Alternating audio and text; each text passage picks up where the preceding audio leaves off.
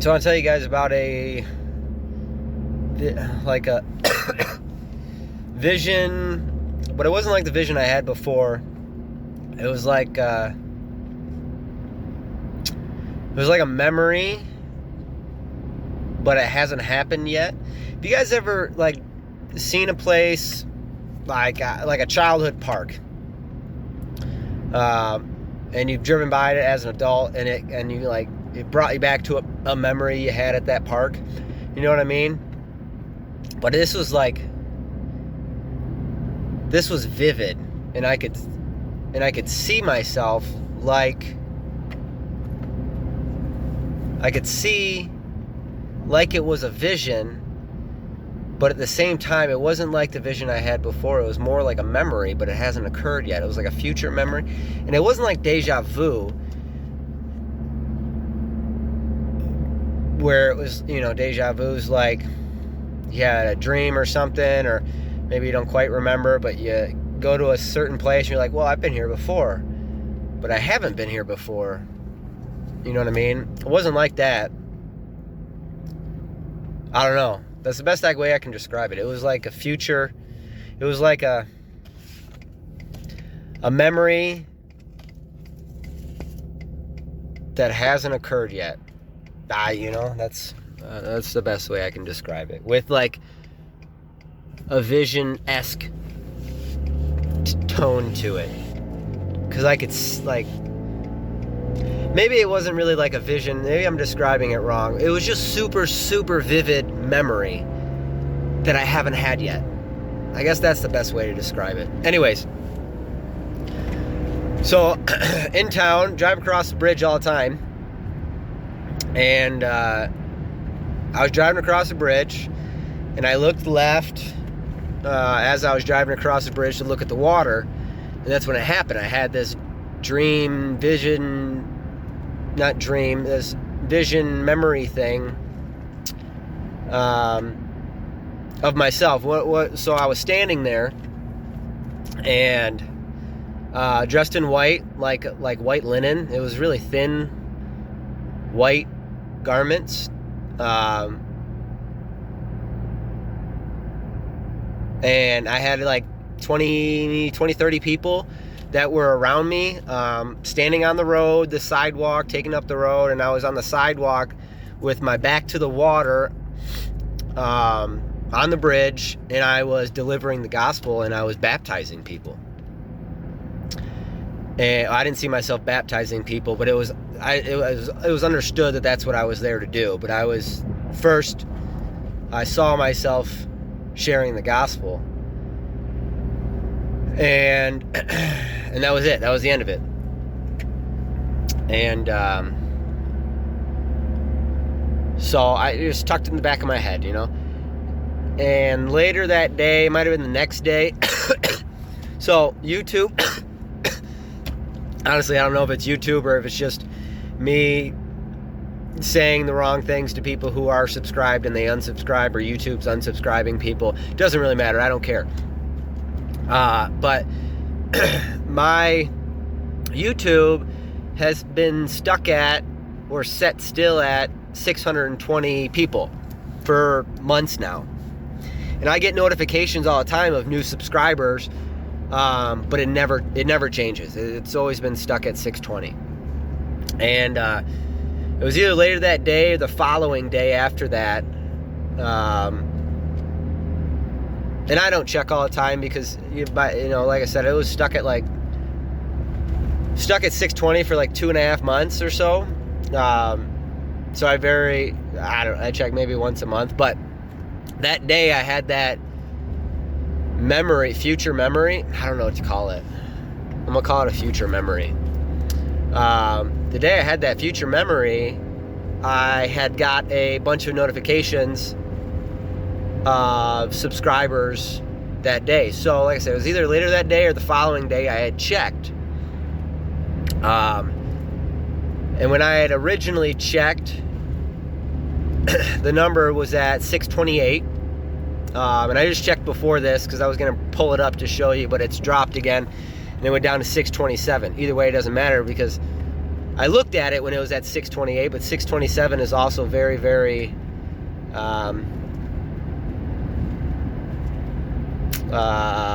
recognizable in what had happened. So, all right, I'm gonna cut this video and throw it on before the next video. I'm gonna show you the Strongs. All right, I'm gonna show you the Strongs. So my subs were at 628. Like I said, this was first time I've checked it in. Oh man, it had to have been, I don't know, at least 3 weeks since I've looked at it. Just because it never changed. Doesn't matter if I got notifications or not. Either way. So I had that future dream, future vision, future memory. There it is. And then later that day, I went and looked at my subscriber count, and it was at 628. So for fun, I looked up 628 in Strongs. And it's to wash, it's to wash off, wash away. I wash off, I wash away, and then in parentheses, right? It says, my sins in baptism. How, like, refers to an entire washing, the complete removal of sin and its debt. And now it's at 627, which, let's go to 627 real quick. A verbal defense. Kind of like the gospel. You giving the gospel, that's defending the gospel. I don't know if that's what I was doing or not, defending it, but I was definitely sharing the gospel. Apologia, maybe that's like apologetic. Oh, yep, there it is, biblical apologetics. It's used for supplying evidences for the Christian faith, so maybe that's what I was doing. Properly well-reasoned response, reply, a thought-out response to an adequate address, a speech and defense, a verbal defense. So, I just thought that was, confirmation to me that that's something that I'll be doing in the future. I don't know. That's the only way I understand it. I can't. Confirmations like this just don't. They just don't happen. There are no coincidences with God, especially when it's godly things. You know what I mean? So, anyways, that's all I got, guys. I thought it was super cool. I've been sitting on it for a while, just trying to really understand it, and I just kind of felt led that now's a good time to share it. So let me know what you guys think. I encourage all you to get into the Word. We all don't have time to read every day. As bad as that, I try to get up in the morning and read at least for a half an hour. I really would like to read for longer, but kids wake up early, and then I gotta get to work super early, and we're at work all day. And I'm not trying to make excuses. I'm just saying there are no excuses, because even when I'm at work, I'm still thinking. I know that M word I don't like to use, but I'm still thinking on God. I'm still, one thing I've been doing lately, and maybe it'll help you guys, for those who don't, like, you're using your hands and your eyes. You can't just sit there and read, but you can think. You can always think, providing you're not doing a task that takes some critical thought. But I try to read one parable across the three. If it's in all four Gospels, awesome. But at least in the three, usually it's in the three. Sometimes it's only in two, but I'll read them, because you get little bits and pieces in different books. And then I'll just think about them throughout the day. Try to understand them at a deeper level. You know what I mean? That's my way of being with God when I can't be reading God's Word. So hopefully it helps some of you guys out there that are in a bubble, a pinch. You wanna do more or be more. I don't know. I know I gotta work, so I gotta make money, unfortunately. But I just wish I could study the Bible like I did last year when I was laid up from COVID. So, when everything shut down. Like, that was great. What a blessing that was. I don't know about you guys, but it truly blessed me and my family. Maybe I'll share one day what was happening at the time that happened and what it brought me out of and what it brought me to now. It was truly amazing. So it was such a blessing. But maybe it was just for that season to get me where I am now, so that I can. Because prior to that all happening, I wasn't reading. I've said this before. I was super duper lukewarm till about it was gradual, right? It's like building a fire. That fire within you. You start gradual, right? You start with a little bit of dried moss. I'm trying to think of better words to use than the actual product, but you start just a little bit of a spark, and then you blow on it and you blow on it, but you don't blow too hard, right? Wow, the wind blowing on it, that's amazing. You don't want to blow on it too hard or you'll put it out, right? You got to blow on it just enough until it ignites, and then you can start to add the kindling. You can't throw logs on it, right? You can't burn a long fire right off the bat. You got to add kindling, and you got to build up the fire and build it up, and then you can start adding the big logs on it. And that's the story of my life, man. Well, at least, truly, man, yeah, it's just amazing. You guys take the time, try this too. Take the time to reflect upon your life and what God's done. Like, truly look back at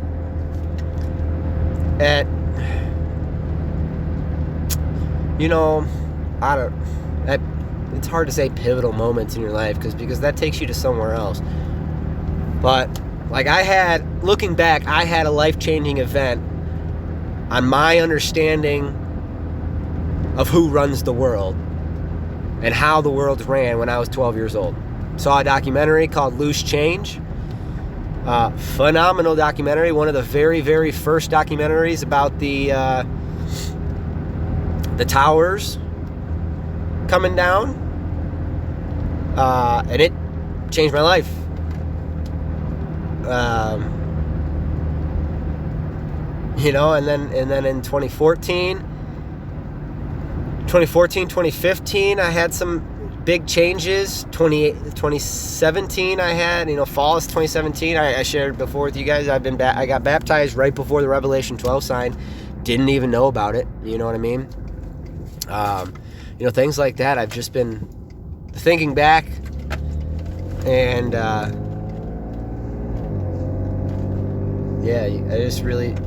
just reflect on your life. There's so many different ways to spend time with God. Don't just turn on some music and plug out or plug away. You know what I mean? Push in further. We're so close. Things are popping off, right? Let's see. Well, just now, I don't know if you guys follow New York Prepper or Paul and Adrian, Off-Grid Desert Farming.